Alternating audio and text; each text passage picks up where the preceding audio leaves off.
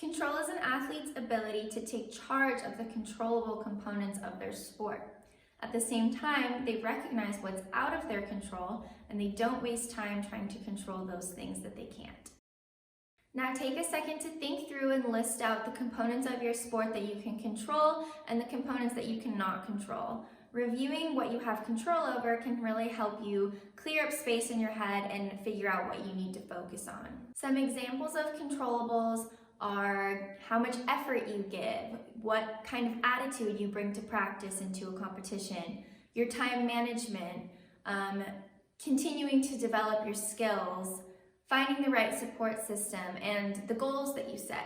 A few examples of factors that are out of your control would be an upcoming opponent, your teammates, your coaches, the weather outside, who's going to be judging you at your next competition.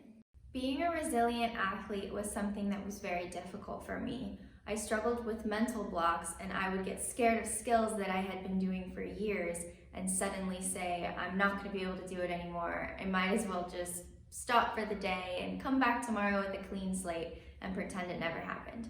And I did this for a really long time, and it wasn't till the end of my career that I started to say, okay, I might not solve my mental block today, right now, in this very practice, but what can I do to kind of work through it instead of just pretending it never happened and never really addressing it?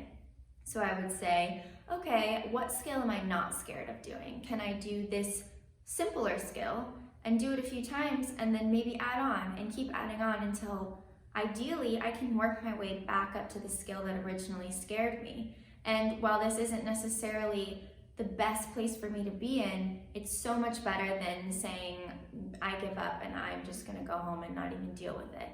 So it really is about focusing on how we handle the challenges that come our way, because no matter what, we're going to face them.